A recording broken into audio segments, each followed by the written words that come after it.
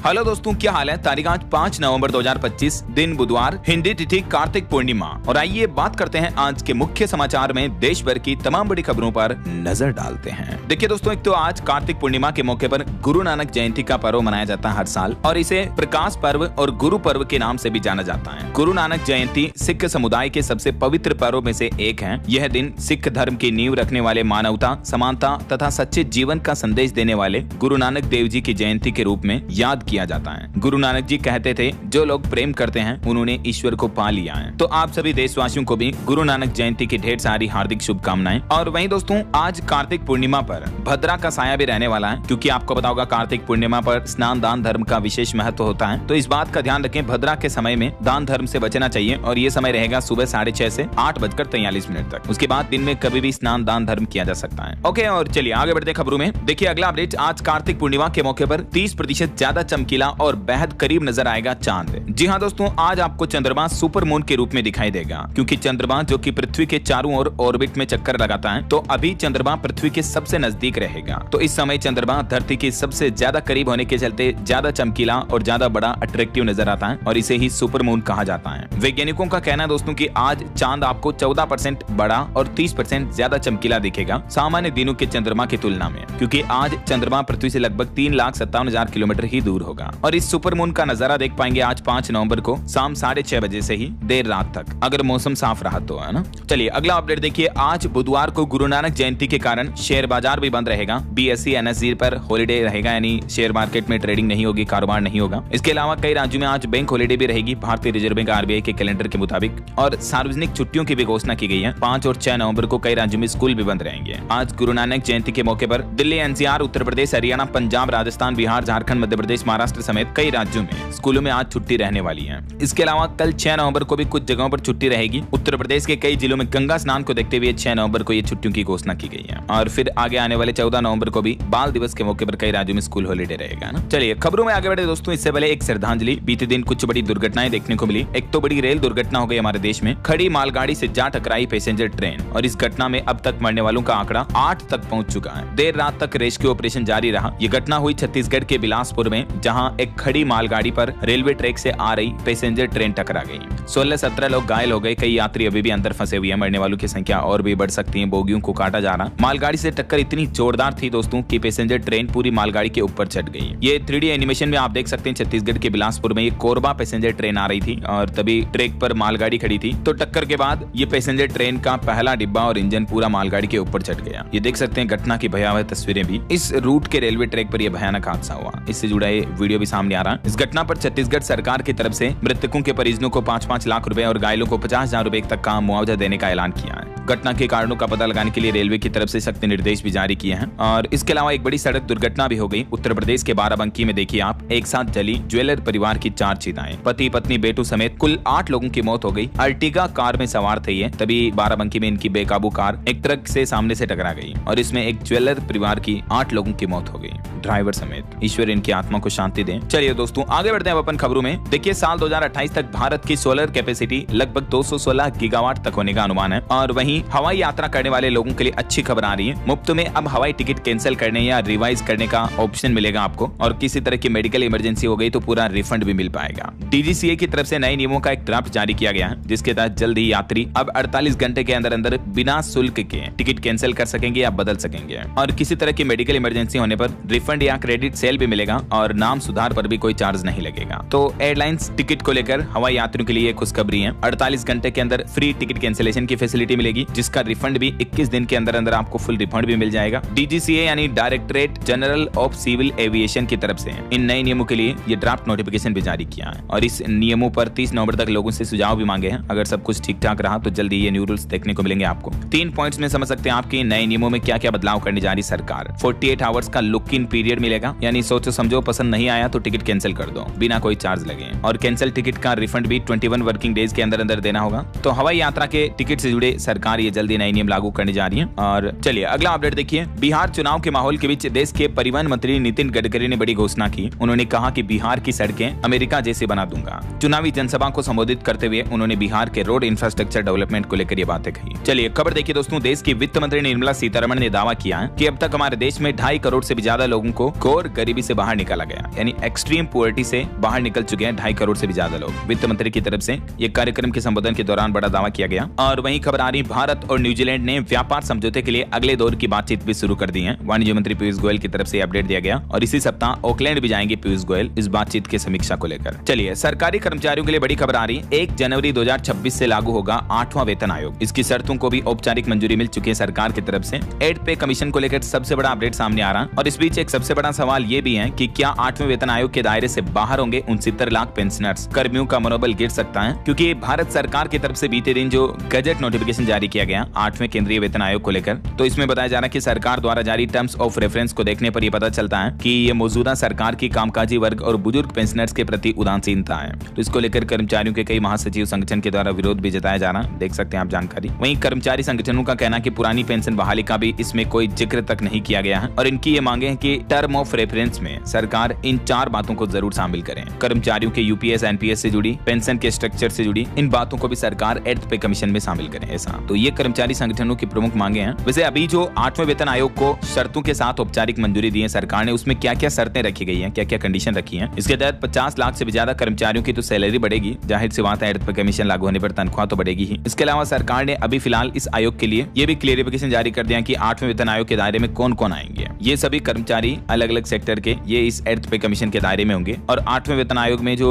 Minimum basic salary होगी वो 44,280 से शुरू होगी, जो अभी 7वें वेतन आयोग में 18,000 तक है लेवल 1 के कर्मचारियों से। और भी अलग अलग लेवल के कर्मचारियों की सैलरी में बेसिक सैलरी क्या होगी अनुमानित, देख सकते हैं आप डिटेल। ये सैलरी हाइक का अनुमान फिटमेंट फैक्टर 2.46 के आधार पर लिया गया है। बाकी इस 8वें वेतन आयोग का फायदा इन कर्मचारियों को नहीं मिलेगा, जैसे राज्य सरकार के कर्मचारी हो गए, सार्वजनिक क्षेत्र के बैंकों के कर्मचारी हो गए वगैरह वगैरह ना। और भी दोस्तों एर्थ पे कमीशन में सरकारी कर्मचारियों की सैलरी किस आधार पर कितनी बढ़ेगी, इसको लेकर उदाहरण के समेत मैंने आपको डिटेल जानकारी DLS न्यूज चैनल पर एक 2-4 दिन 5 दिन पहले एक वीडियो डाला था, उसमें सेपरेटली आपको बताई थी, तो उस वीडियो को देख लीजिएगा आप। DLS न्यूज चैनल पर सर्च करना, एर्थ पे कमीशन आपको मिल जाएगा, ठीक है। चलिए अगला अपडेट देखिए। एक रिपोर्ट सामने आ रही है कि इस बार त्योहारी सीजन और ऑनलाइन लेन देन दोनों ने देश की इकोनॉमी रफ्तार को बढ़ाई है। सितंबर महीने में क्रेडिट कार्ड से खर्च किए 2 लाख करोड़ से भी ज्यादा रुपए। ऐसे MIIL की तरफ से लेटेस्ट रिपोर्ट जारी की गई है त्योहारी सीजन में खर्चों को लेकर, है ना। और एक रिपोर्ट सामने आ रही है कि 6% से बढ़कर 27% पहुंच गया है GDP में योगदान। 2025 में 91 लाख करोड़ पहुंच गई बाजार पूंजी भी। देश के BFSI क्षेत्र ने भी 2 दशकों में ये असाधारण विकास किया और देश की GDP में इतना योगदान दिया है। BFSI यानी देश के बैंकिंग और वित्तीय सेवा और बीमा क्षेत्र ने भारत की GDP ग्रोथ में अच्छी भूमिका निभाई। ऐसा चलिए अगली बड़ी खबर आ रही है। देश की राजधानी दिल्ली में डेंगू से 2 लोगों की मौत हो गई, जबकि अब तक 1136 मामले दर्ज किए गए हैं। MCD की तरफ से ये रिपोर्ट जारी की गई। चलिए बड़ी खबर देखिए। राजस्थान के मुख्यमंत्री ने सख्त चेतावनी दी, हिदायत देते हुए कहा कि शराब पीकर वाहन चलाने पर ड्राइविंग लाइसेंस रद्द किया जाएगा और नियम तोड़ने पर सख्त कार्रवाई की जाएगी। मुख्यमंत्री भजन लाल शर्मा ने ट्रैफिक नियमों और सड़क सुरक्षा को लेकर यह उच्च स्तरीय बैठक की और इसमें सख्त निर्देश जारी किए गए अधिकारियों को।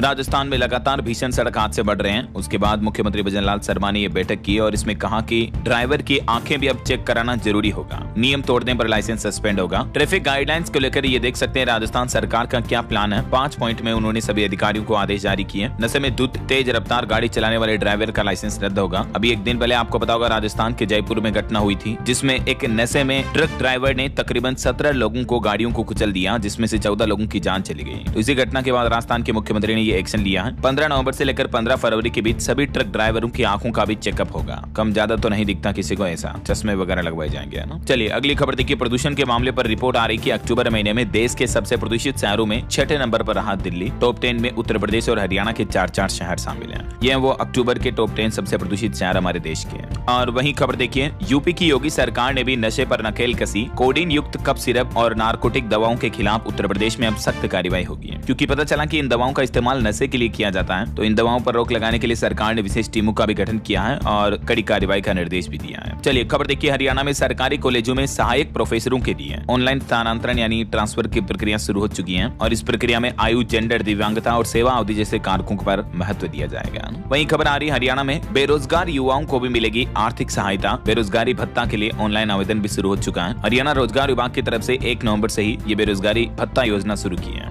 21 से 35 साल तक के युवा इस पोर्टल के माध्यम से HREX.gov.in के जरिए आवेदन कर सकते हैं। और नियम और शर्तें ये हैं कि आवेदन 3 साल से रोजगार विभाग में पंजीकृत होना चाहिए और 12वीं पास होना चाहिए। पारिवारिक आय सालाना 3 लाख से कम होनी चाहिए। तब ऐसे युवाओं को 12वीं पास को 1200 रुपए और स्नातक को 2000 रुपए हर महीने बेरोजगारी भत्ते के रूप में दिए जाएंगे। चलिए अगला अपडेट देखिए। मणिपुर में सुरक्षा बलों पर हमला हुआ, जवानों ने एनकाउंटर में 4 आतंकियों को मार गिराया। वहीं चुनाव आयोग के SIR के खिलाफ पश्चिम बंगाल कोलकाता में ममता बनर्जी ने मार्च निकाला और कहा कि जैसे हर उर्दू बोलने वाला पाकिस्तानी नहीं होता है, वैसे ही हर बांग्ला भाषी यानी बांग्लादेशी लैंग्वेज बोलने वाला बांग्लादेशी नहीं हो सकता है। अभी बीते दिन से आपको पता होगा, चुनाव आयोग की तरफ से हमारे देश के 9 राज्यों और 3 केंद्र शासित प्रदेशों में SIR यानी विशेष गहन पुनरीक्षण का अगला चरण शुरू हो चुका है। बिहार के बाद दूसरा चरण यहाँ शुरू हो चुका है और इस अभियान के जरिए चुनाव आयोग मतदाताओं का वेरिफिकेशन करेगा। 18 साल से ऊपर के नए वोटर्स को जोड़ा जाएगा, मर चुके वोटर्स को डिलीट किया जाएगा, ऐसा। तो इसके खिलाफ अब कई विपक्षी नेताओं द्वारा विरोध भी देखने को मिल रहा है। और एक श्रद्धांजलि, हिंदुजा ग्रुप के चेयरमैन गोपीचंद हिंदुजा का निधन हो गया है। पाकिस्तान से इन्होंने कारोबार शुरू किया, ईरान होते हुए लंदन पहुंचे और फिर बने ब्रिटेन के सबसे अमीर कारोबारियों में से एक। 85 साल की उम्र में लंदन में इनका निधन हुआ। ईश्वर इनकी आत्मा को शांति दे। चलिए खबर देखिए। आज देश के प्रधानमंत्री नरेंद्र मोदी से मिलेंगी हिंदुस्तान की बेटियां, जिन्होंने हाल ही में भारत का नाम रोशन किया है। वर्ल्ड चैंपियन की महिला टीम प्लेयर स्पेशल फ्लाइट से दिल्ली पहुंच चुकी हैं। दीप्ति बोले कि उन्हें क्या गिफ्ट दें, जल्द ही तय करेंगे। 2 नवंबर को वर्ल्ड कप जीतने वाली भारतीय महिला क्रिकेट टीम की खिलाड़ी आज 5 नवंबर को प्रधानमंत्री नरेंद्र मोदी के साथ डिनर करेगी। भारतीय टीम आज PM मोदी से मुलाकात करेगी। वहीं इधर महाराष्ट्र सरकार ने भी फैसला लिया है, मंदाना, जेमिमा और राधा यादव पर विश्व कप जीत के लिए धन वर्षा होगी। महाराष्ट्र सरकार ने घोषणा करते हुए कहा कि इन खिलाड़ियों को करोड़ों रुपए के इनाम दिए जाएंगे। हाल ही में BCCI ने भी 51 करोड़ रुपए का पुरस्कार देने की घोषणा की थी, है ना। और वहीं एक किस्मत की खबर देखिए दोस्तों। राजस्थान के एक रेहड़ी वाले ने जीता पंजाब में 11 करोड़ की लॉटरी का पुरस्कार। बोला कि दोस्त ने टिकट के पैसे दिए थे लॉटरी खरीदने के, तो अब दोस्त की 2 बेटियों को 50-50 लाख रुपए दूंगा। जो पंजाब सरकार हर साल दिवाली के मौके पर ये लॉटरी का कॉन्टेस्ट निकालती है, तो इसमें 11 करोड़ का इनाम जीतने वाला आखिरकार 4 दिन बाद मिल गया। अमित नाम का ये शख्स, जो कि राजस्थान के जयपुर में सब्जी की रेहड़ी लगाता है। बीते दिन पंजाब सरकार ने इनको लॉटरी ऑफिस बुला करके चेक सौंपा। 11 करोड़ की लॉटरी जीतकर ये आखिरकार करोड़पति बन चुके हैं। मैनी कांग्रेट्स इनको। अच्छा, वैसे लॉटरी से याद आया, हाल ही में दोस्तों दुबई में UAE में भी एक भारतीय ने 240 करोड़ की लॉटरी जीती थी। जी हाँ, लिटरली बिलीव नहीं होगा, आपको गूगल करके देखना, आपको पता चल जाएगा। अबू धाबी में रहने वाले 29 वर्षीय भारतीय प्रवासी अनिल कुमार बोल्ला ने UAE की अब तक की सबसे बड़ी लॉटरी जीती है, जिसकी रकम है 100 मिलियन दिरहम, यानी हमारे भारतीय रुपए में लगभग 240 करोड़ रुपए, ऑलमोस्ट 250 करोड़ रुपए। यार मतलब लक भी लक होता है यार। वो कहते हैं ना कि किस्मत बड़ी कुछ चीज होती है। खैर मैनी कांग्रेट्स जिनको भी जीती हैं उन सबको। चलिए अगली खबर देखिए। टेस्ला की ड्राइवरलेस कार हरियाणा के गुरुग्राम पहुंची। AI आधारित सेंसर, कैमरे और रडार सिस्टम से लेस है ये। अभी सिर्फ इसकी बुकिंग होगी, 1 महीने बाद डिलीवरी मिलना शुरू हो जाएगी। चलिए खबर देखिए। राजस्थान में बॉर्डर पर ड्रोन ने खोजे दुश्मनों के ठिकाने। रेत के धोरों पर दहाड़ रहे हैं टैंक। आसमान से राफेल ने भी टारगेट हिट किया। राजस्थान के जैसलमेर में जो तीनों सेनाओं का युद्धाभ्यास चल रहा है, इसमें इंडियन आर्मी के सभी जवानों का जांबाज हौसला देखने को मिल रहा है। दुश्मन देश पाकिस्तान हर रोज चिंतित है कि इतना बड़ा युद्धाभ्यास कभी नहीं देखा, कहीं ठोक ना डाले। और वहीं देखिए बड़ी खबर, ऑनलाइन जुआ सट्टा मामले में सुप्रीम कोर्ट में सुनवाई हुई और सुप्रीम कोर्ट ने सरकार से इस मुद्दे पर जवाब मांगा। E-स्पोर्ट्स गेम के नाम पर जो कई सारी कंपनियां ऑनलाइन जुआ चलाती हैं, तो उन पर एक्शन लेने को कहा है सुप्रीम कोर्ट ने सरकार को। जो हाल ही में सरकार ने ऑनलाइन गेमिंग कानून लागू किया, इसके तहत ड्रीम 11 वगैरह काफी सारी कंपनियां भी बंद हो गई। तो इस मुद्दे पर अब अगली सुनवाई 26 नवंबर को होनी है, इसी महीने। और वहीं पति पत्नी के मामले को लेकर मद्रास हाईकोर्ट का एक बड़ा फैसला देखिए दोस्तों। हाईकोर्ट ने कहा कि शादी पुरुष को पत्नी पर कंट्रोल करने का अधिकार नहीं देती है। एक 80 साल का पति जो कि अपनी पत्नी से क्रूरता का दोषी पाया गया, तो मद्रास हाईकोर्ट ने उसके लिए सजा को बरकरार रखा। हाईकोर्ट ने कहा कि भारतीय विवाह प्रणाली को पुरुष वर्चस्ववाद की छाया से निकलकर समानता और आपसी सम्मान के साथ बढ़ना चाहिए, क्योंकि शादी पुरुषों को पत्नी पर निर्विवाद अधिकार नहीं देती है। पतियों को महिला के धैर्य को सहमति नहीं समझना चाहिए। मद्रास हाईकोर्ट के जस्टिस का कहना है कि 80 साल के पति को दोषी ठहराना किसी तरह का बदला नहीं है, बल्कि इस सिद्धांत की पुष्टि करता है कि उम्र क्रूरता को पवित्र नहीं बना सकती है। कोई भी वैवाहिक बंधन अपमान को सही नहीं ठहरा सकता है। तो ये एक महत्वपूर्ण फैसला सुनाया है। और वहीं पति पत्नी के मुद्दे को लेकर सुप्रीम कोर्ट में भी एक केस की सुनवाई हुई और देखिए सुप्रीम कोर्ट ने क्या कहा कि अलग रहना है तो शादी ही ना करें। पति पत्नी में झगड़े तो होते रहते हैं, बच्चों की क्या गलती है कि उनका घर टूट जाए। शादी मतलब 2 आत्माओं का साथ आना, ये कहना है सुप्रीम कोर्ट का। एक केस की सुनवाई करते हुए सुप्रीम कोर्ट ने कहा कि एक शादीशुदा जोड़े में पति या पत्नी का अलग रहना नामुमकिन है। दोनों में से कोई भी ये नहीं कर सकता है कि वे पार्टनर से अलग रहना चाहें। अगर वे अलग रहना चाहते हैं तो उन्हें शादी ही नहीं करनी चाहिए। पति पत्नी साथ रहते हैं तो खुशी होगी, बच्चे छोटे हैं उनका का गढ़ नहीं टूटेगा। सुप्रीम कोर्ट ने एक पति पत्नी को केस की सुनवाई करते हुए समझाया ऐसे। बहरहाल अभी तो अपन कुछ और महत्वपूर्ण और काम की खबरें देखेंगे दोस्तों, लेकिन फिलहाल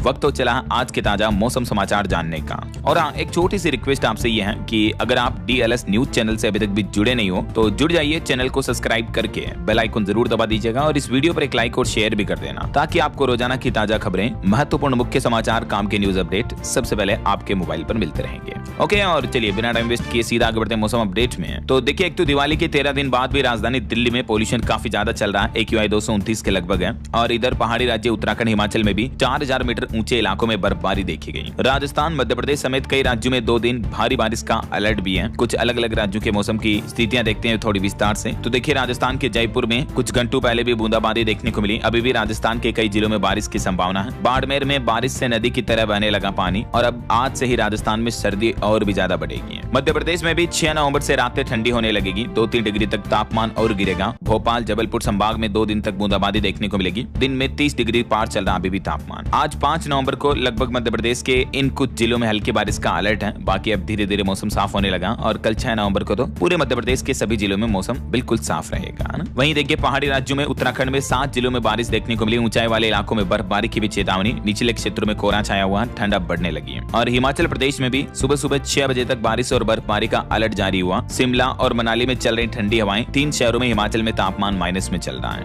इधर पंजाब, चंडीगढ़ में आज से बदलेगा मौसम। 2 दिन हल्की बारिश के आसार रहेंगे। कोहरा छाने का भी अनुमान जारी हुआ। खन्ना और लुधियाना की हवा भी काफी ज्यादा प्रदूषित हुई। वहीं झारखंड राज्य में ठंड ने पकड़ी रफ्तार। उत्तर पश्चिमी हवाओं ने बदला मौसम। रांची में 24 घंटे में 2.5 डिग्री तक गिरा पारा। प्रदेश में ठिठुरन भी बढ़ी है। उत्तराखंड, हिमाचल समेत मौसम विभाग का कहना है कि पहाड़ी राज्यों पर पश्चिमी विक्षोभ पहुंच चुका है। इसके चलते जम्मू, उत्तराखंड, हिमाचल वगैरह इन राज्यों में बारिश और बर्फबारी की चेतावनी जारी की गई है। वहीं दक्षिण भारत के राज्यों में जैसे कर्नाटक, बेंगलोर में फिर से बरसेंगे बादल। अगले 4 दिनों में हल्की से मध्यम बारिश के आसार हैं। बंगाल की खाड़ी में एक निम्न दबाव का क्षेत्र बन रहा, इस वजह से पूर्वोत्तर भारत में भी बारिश के आसार रहेंगे। और इधर मणिपुर, मिजोरम में भी हलचल फिर से बढ़ेगी। बाकी और भी अगले 24 घंटों के दौरान देश भर में मौसम की संभावित गतिविधियां क्या रह सकती हैं, स्काईमेट वेदर की रिपोर्ट के मुताबिक ये जानकारी भी आप देख सकते हैं स्क्रीन पर। और अंतर्राष्ट्रीय मौसम पर एक बड़ी खबर देखिए दोस्तों, एक और चक्रवाती तूफान ने भयंकर तबाही मचाई। फिलीपींस में तूफान काल मेघी के कारण दर्जनों लोगों की मौत हो गई। एक तो सेना का हेलीकॉप्टर भी गिर गया। बताया जा रहा है कि फिलीपींस में आए इस तूफान की वजह से बीते 24 घंटों के दौरान 46 लोगों की जान जा चुकी है। अभी इससे पहले एक मेलिसा चक्रवात तूफान आया था जब भारत में मोन्था चक्रवात चल रहा था, राइट। तो दुनिया में अभी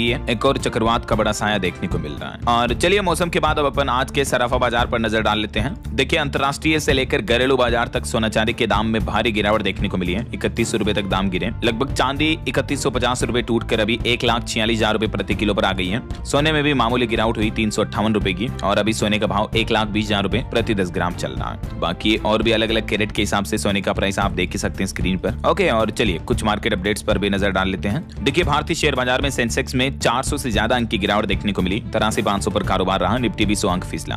और SBI ने यस बैंक की 13% हिस्सेदारी बेची। प्रॉफिट 10% बढ़कर 20,160 करोड़ रुपए हुआ। उसके बाद SBI का शेयर भी 959 के ऑल टाइम हाई पर पहुंच चुका है। इधर अडानी पोर्ट्स का मुनाफा दूसरी तिमाही में 27% तक बढ़ा। जुलाई सितंबर में 3,109 करोड़ रहा। और सुजलोन का मुनाफा भी 540% बढ़कर 1,279 करोड़ पर पहुंचा। निवेशकों के लिए खबर है, ग्रो का IPO ओपन हो चुका है, जिसमें आप 7 नवंबर तक बोली लगा सकेंगे। मिनिमम 15,000 रुपए निवेश करने पड़ेंगे। ग्रो जो की एक स्टॉक ब्रोकिंग प्लेटफॉर्म है, जीरोधा धन की तरह, उसकी तरफ से ये अपना IPO निकाला गया है। और मार्केट रेगुलेटर सेबी ने 7 और कंपनियों के भी IPO को मंजूरी दे दी है। तो जल्दी निवेशकों को ये अन्य ऑप्शन भी मिलेंगे। और वहीं देखिए, अडानी एंटरप्राइजेज ने ग्रोसरी कंपनी विल्मर की हिस्सेदारी बेची। मुनाफा 84% बढ़कर 3199 करोड़ हुआ। और देखिए, LIC ने खरीदे 21,700 करोड़ के शेयर। SBI समेत कई स्टॉक्स में पैसा लगाया। पोर्टफोलियो की वैल्यू 16 लाख करोड़ के पार पहुंच चुकी है। वहीं स्टॉक मार्केट में ट्रेडिंग करने वालों के लिए बड़ी खबर आ रही है। F&O ट्रेडर्स के लिए देखिए, आप 8 दिसंबर से बदल जाएंगे F&O ट्रेडिंग के नियम। NSE करने जा रहा प्री ओपन सेशन की शुरुआत। इन्वेस्टर्स के ट्रेड पर क्या असर पड़ेगा, मतलब मार्केट रेगुलेटर सेबी की तरफ से ये ऐलान किया गया। NSE यानी नेशनल स्टॉक एक्सचेंज की ओर से 8 दिसंबर 2025 से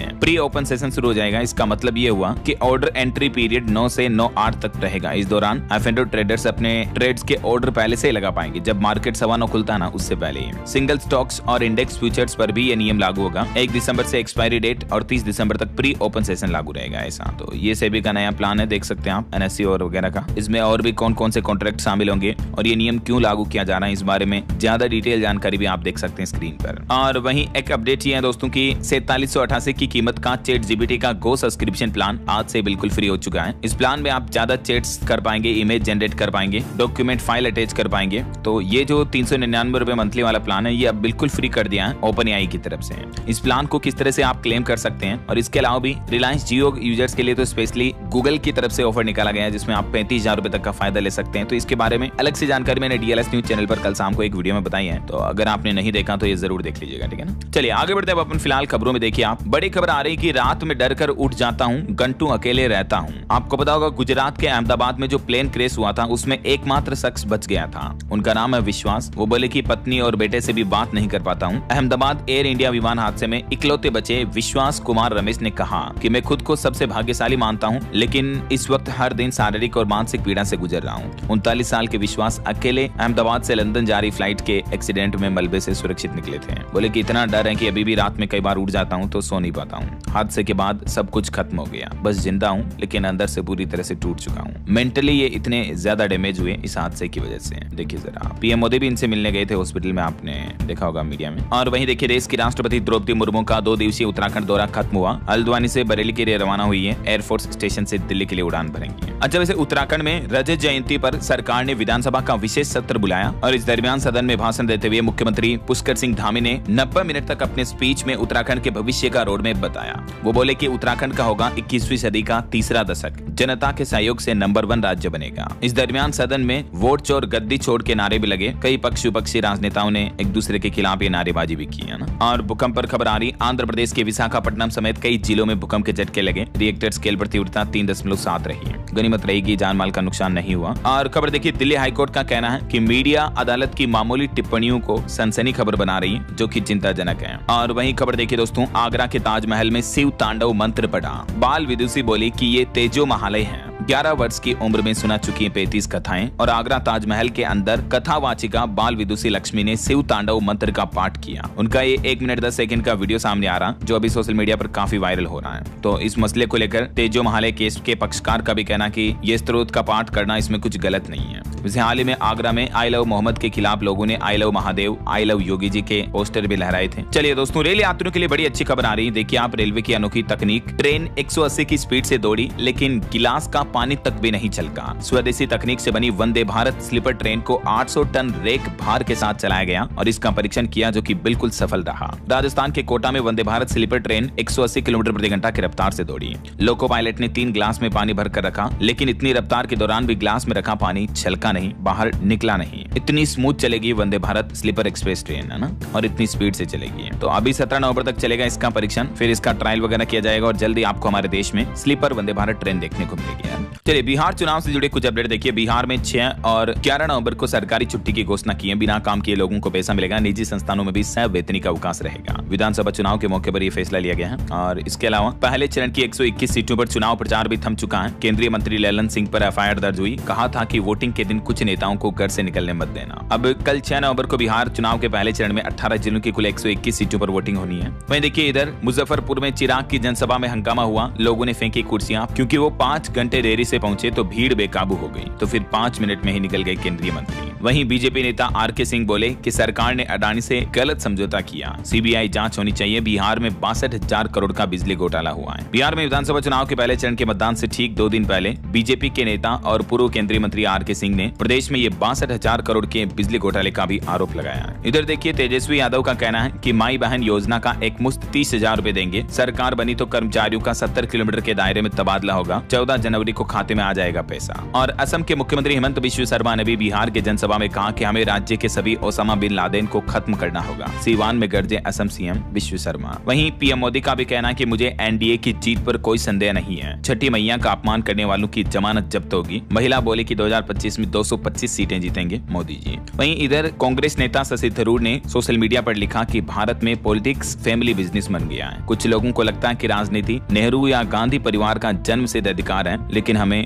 वंशवाद छोड़ना चाहिए। इधर बिहार के दरभंगा में मुख्यमंत्री योगी आदित्यनाथ आदित्यनाथ का रोड शो देखने को मिला। 260 बार लगाए जय श्री राम के नारे। दरभंगा में 70 बार मां जानकी का नाम लिया। स्वागत में बुलेट वाली लड़की भी देखने को मिली। देख सकते हैं आप कुछ तस्वीरें। और पॉलिटिक्स से चुनाव से एक और खबर आ रही। देखिए महाराष्ट्र में भी स्थानीय निकाय चुनाव की तारीखों का ऐलान हो चुका है। 2 दिसंबर को होंगे निकाय चुनाव, 3 को नतीजे आएंगे। लगभग 1.5 करोड़ से ज्यादा मतदाता करेंगे फैसला। महाराष्ट्र में 246 नगर परिषदों और 42 नगर पंचायतों के चुनाव जो है 2 दिसंबर को होने हैं। चुनाव आयोग की तरफ से इनकी भी तारीखों की घोषणा कर दी गई है। ओके, और चलिए आगे बढ़ते हैं अपन खबरों में। कुछ इंटरनेशनल न्यूज अपडेट देखिए दोस्तों। देखिए अमेरिका के न्यूयॉर्क में मेयर चुनाव के लिए मतदान जारी है। भारतवंशी जोहरान ममदानी रेस में सबसे आगे चल रहे हैं। ट्रंप ने धमकी दी कि ममदानी को चुना तो शहर की फंडिंग बंद कर दूंगा। देखिए मतलब यार, अमेरिका में भी डेमोक्रेसी अब तानाशाही में बदलती नजर आ रही है। वहीं इधर बांग्लादेश में कट्टरपंथियों के आगे झुके यूनुस स्कूलों में म्यूजिक टीचर्स की भर्ती रद्द कर दी क्योंकि संगीत को इस्लाम के खिलाफ बताया था। तो अब बांग्लादेश की मोहम्मद यूनुस सरकार ने स्कूलों में म्यूजिक टीचर्स को और उनकी भर्ती को पूरी तरह से रद्द कर दिया है। और खबर है मेक्सिको में ड्रग माफिया पर एयर स्ट्राइक करेगा अमेरिका। खुफिया एजेंसी CIA भी इसमें शामिल होगी। सेना भेजने पर जल्दी फैसला लेंगे ट्रंप। वहीं खबर आ रही कि इंडिया एक बिग प्लेयर है। रूस यूक्रेन के बीच जंग को वही खत्म कर सकता है। फिनलैंड के राष्ट्रपति को PM मोदी पर भरोसा है और उन्होंने खुद भारत और प्रधानमंत्री नरेंद्र मोदी पर भरोसा जताते हुए कहा कि आप रूस यूक्रेन जंग को खत्म कर सकते हैं। और एक दुख भरी खबर देखिए दोस्तों। एक बेगुनाह भारतीय जिसे 43 साल तक अमेरिका में जेल की सजा मिली और अब जाकर वो जेल से बरी हुआ तो बरी होते ही देश छोड़ने का फरमान भी जारी कर दिया। हालांकि अब कुछ अमेरिकी अदालतों ने इन पर रोक लगाई है।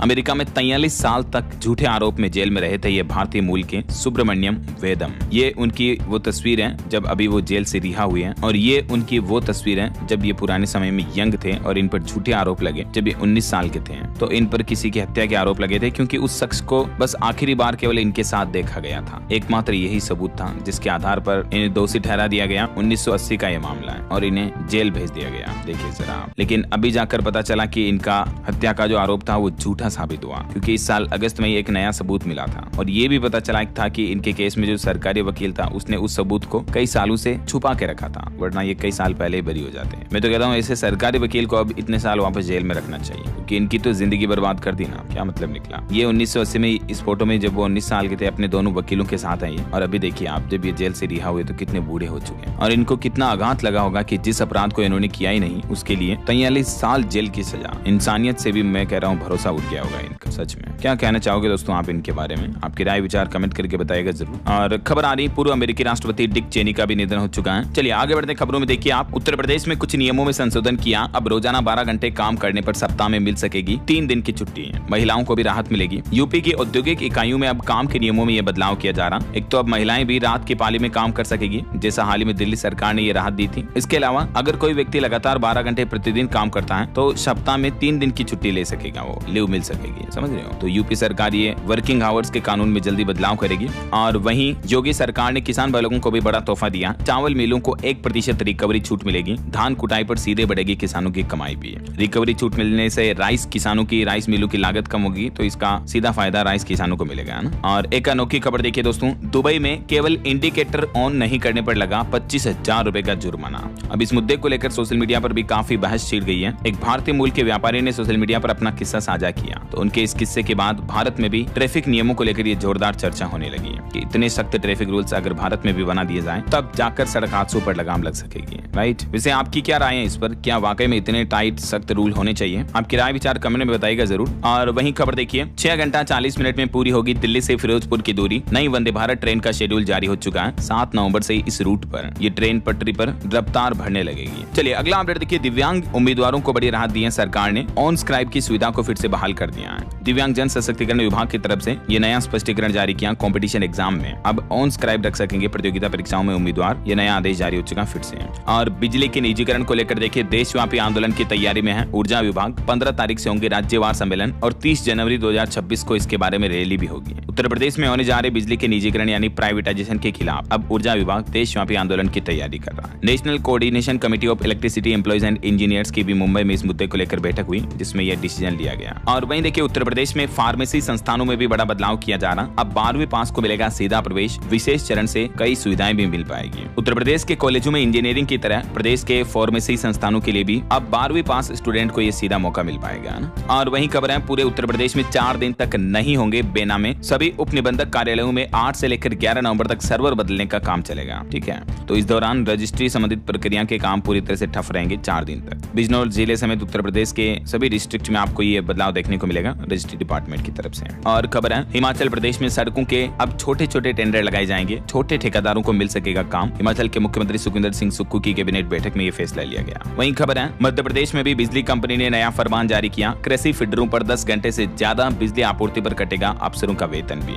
10 घंटे से ज्यादा अगर बिजली काटी जा रही है तो क्यों काटी जा रही है, इसके पीछे पूरा प्रॉपर कारण भी बताना होगा ना। चलिए अगला अपडेट देखिए, भारत के गोल्ड रिजर्व पर डेटा सामने आ रहा है कि देश का स्वर्ण मुद्रा भंडार पहली बार 100 अरब डॉलर के पार पहुंच चुका है। 25.5 टन सोने की खरीद की आरबीआई की तरफ से और भारतीय रिजर्व बैंक ने खुद ऑफिशियली डेटा जारी किया, देख सकते हैं आप। वहीं भारत में बेरोजगारी दर पर भी रिपोर्ट चौंकाने वाली आ रही है कि पिछले 6 महीने के शीर्ष पर पहुंच चुकी है बेरोजगारी दर हमारे देश में बढ़कर। वैसे कृषि के क्षेत्र में भी इस साल 1 करोड़ से ज्यादा रोजगार मिले हैं, लेकिन ग्रामीण इलाकों में रोजगार घटने के कारण देश में बेरोजगारी दर अक्टूबर 2025 में बढ़कर पिछले 6 महीनों के सबसे उच्चतम स्तर पर पहुंच चुकी है, 7.5% के लगभग। बाकी पिछले महीनों के कुछ डेटा भी आप देख सकते हैं। चलिए खबर आ रही महाराष्ट्र में बाढ़ से हुए नुकसान का जायजा लेने के लिए केंद्रीय टीम पहुंच चुकी है। इसरो के प्रतिनिधि भी इसमें शामिल हैं। मुआवजे का आकलन सर्वे के बाद किया जाएगा। और G20 की एक रिपोर्ट सामने आ रही कि 23 साल में भारत के शीर्ष 1% अमीरों की संपत्ति 62% तक बढ़ी है। अभी दुनिया भर में वैश्विक असमानता आपात स्तर पर पहुंच चुकी है। ये G20 रिपोर्ट के डेटा भी आप देख सकते हैं। वहीं एक और रिपोर्ट देखिए, भारत में कॉर्पोरेट समझौते 6 तिमाहियों के सबसे उच्चतम स्तर पर चल रहे हैं। अभी 999 सौदों में 44.3 अरब डॉलर के लेन देन हुए हैं। चलिए खबर आ रही है, हरियाणा में शुरू होगी medical airlift service. Private aviation company ने सरकार को यह प्रपोजल दिया, 6 हेलीपैड के जरिए पूरा देश कवर होगा।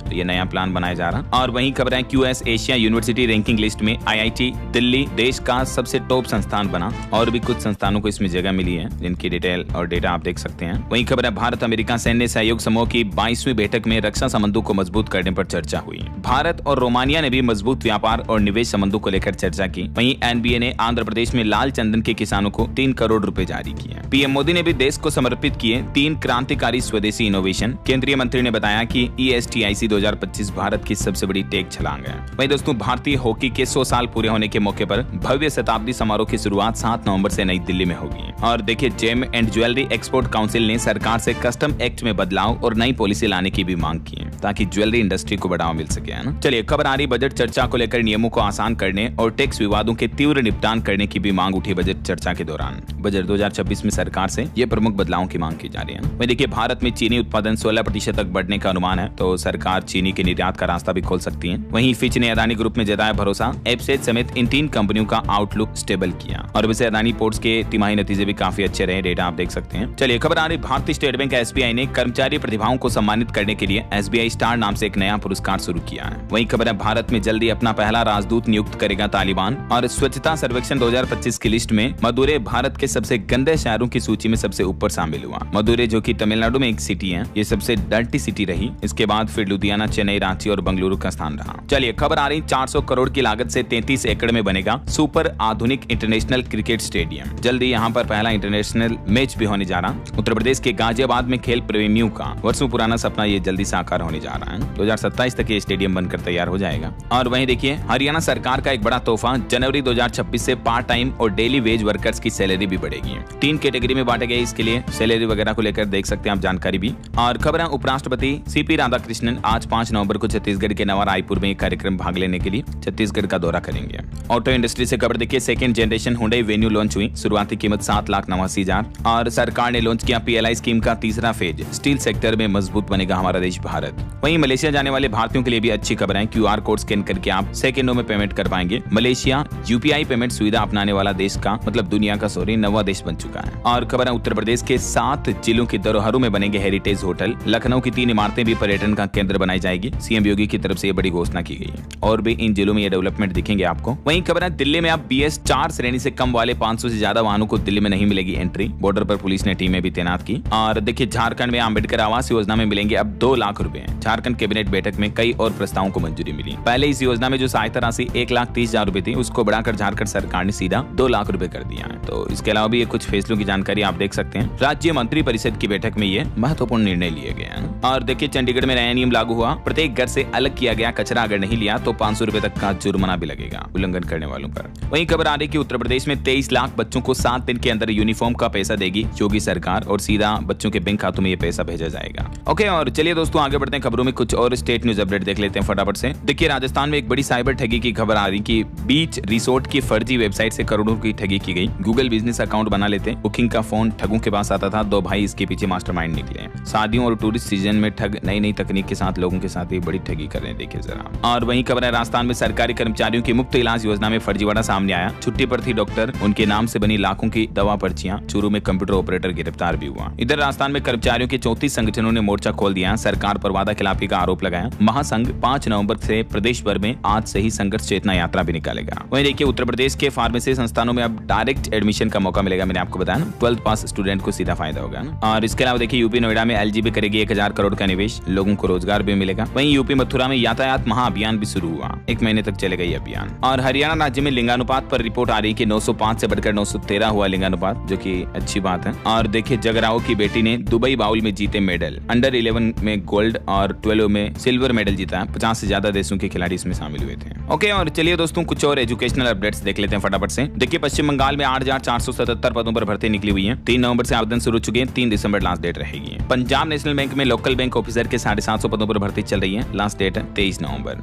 और देखिए नेक्स्ट एग्जाम एक बार फिर से टला, नीट पीजी और एफएमजी को रिप्लेस करेगा, साल में 2 बार मौका मिलेगा। वहीं खबर है जेईई मेंस में नहीं मिलेगी कैलकुलेटर की सुविधा, एनटीए ने माना कि इन्फॉर्मेशन बुलेटिन में गलती हुई थी। और पंजाब नेशनल में भी एलबीओ के 750 पदों पर भर्ती चल रही है, तो ग्रेजुएट्स के लिए मौका है। 3 तारीख से इसमें आवेदन चालू है। वही देखिए एसएससी ने जारी की 3500 भ्रष्ट शिक्षण कर्मचारियों की सूची, सुप्रीम कोर्ट के आदेश के बाद ये कार्रवाई हुई। और देखिए QS world university ranking Asia 2026 की लिस्ट भी जारी हुई, जिसमें भारत की एक भी यूनिवर्सिटी टॉप 50 में तक नहीं है, जबकि इस लिस्ट में पाकिस्तान की 82 यूनिवर्सिटीज को जगह मिली, देखिए जरा। और वहीं दोस्तों आज देवों की दीपावली भी है। उत्तर प्रदेश, वाराणसी, काशी समेत कई जगहों पर ये देव दिवाली का पर्व भव्य तरीके से मनाया जाएगा। आप सभी को ढेर सारी हार्दिक शुभकामनाएं। ओके, और चलिए अंत में आज के राशिफल पर नजर डाल लेते हैं। देखिए सिंह और मकर राशि वालों को सितारों का साथ मिलेगा और प्रमोशन के भी योग बनेंगे। वहीं मिथुन राशि वालों को प्रॉपर्टीज में भी फायदा मिलेगा। और भी कुछ अलग अलग राशियों का राशिफल आप देख सकते हैं स्क्रीन पर। और हाँ दोस्तों, आप मुझे कमेंट करके बताइए कि भारत के सबसे प्रदूषित शहरों की लिस्ट में किस राज्य का शहर टॉप नंबर 1 पर रहा है। कमेंट करके बताइए। सही जवाब देने वाले लोगों को रैंडमली सेलेक्ट होने पर डीएलएस न्यूज टीम की तरफ से एक शानदार सरप्राइज गिफ्ट जीतने का मौका मिलेगा। और इसी के साथ ही अगर आपको वीडियो अच्छा लगा तो इसे लाइक करना, शेयर भी करना, डीएलएस न्यूज चैनल को सब्सक्राइब करके बेल आइकन